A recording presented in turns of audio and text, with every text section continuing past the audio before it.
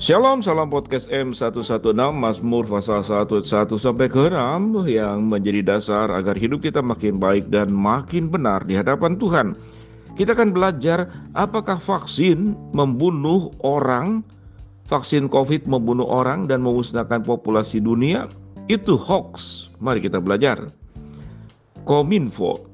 Beredar informasi di media sosial yang menyebutkan vaksin COVID akan membunuh dan memusnahkan populasi manusia di dunia. Konon dikisahkan, setiap orang yang sudah disuntik atau akan menemui kematian sebelum waktunya. Perkiraan masa paling lama seseorang yang disuntik vaksin akan bertahan hidup 3 tahun. Hasil penelusuran tim AIS, Kementerian Komunikasi dan Informatika, menemukan fakta klaim ini tidak benar alias hoax. Bahkan klaim yang menyatakan bahwa seseorang yang telah disuntik vaksin mengalami penurunan fungsi organ tertentu dan hanya bertahan hidup selama 3 tahun tidak berdasar. Vaksin virus corona yang telah digunakan saat ini terbukti aman dan efektif untuk mencegah infeksi. Tidak ada bukti bahwa vaksin menyebabkan gangguan yang mematikan. Berikut laporan isu hoax, misinformasi, dan disinformasi yang telah diidentifikasi tim AIS, Kementerian Kominfo. Hoax, orang yang sudah divaksin bisa dideteksi melalui Bluetooth. Hoax, vaksin virus corona membunuh orang dan akan memusnahkan populasi dunia. Hoax, Presiden Jokowi tunjuk Panglima TNI gantikan Menhan Prabowo. Wah, ini banyak hoax-hoaxnya ya. Ya, kurang lebih demikian. Jadi pelajarannya simpel dan sederhana saja. Kalau sahabat podcast M116 menemukan berita apapun juga, karena saya banyak juga grup WhatsApp yang dapat apa di-share. Kadang-kadang hal yang sama di-share oleh beberapa orang.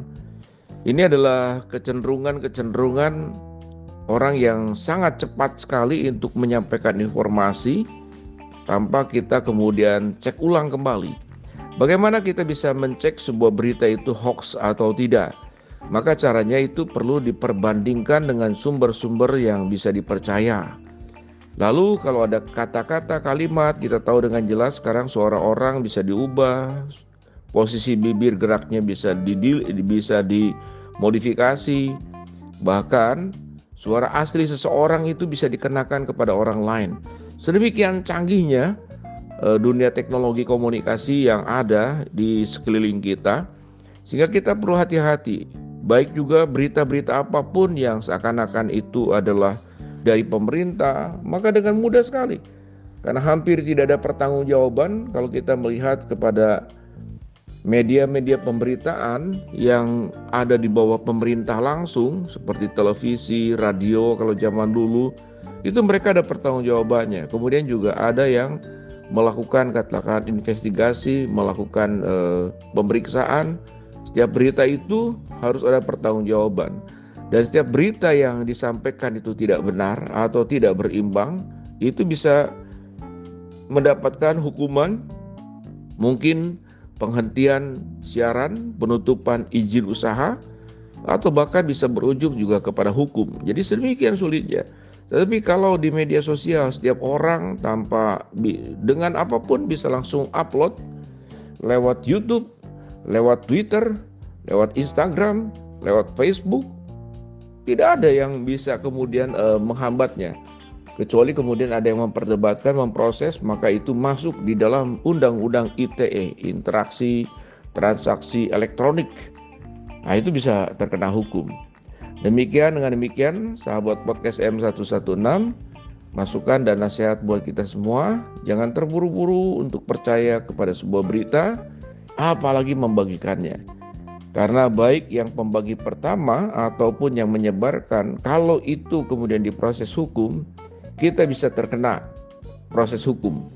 Jadi jangan berurusan dengan hukum, dan itu bisa merugikan orang lain.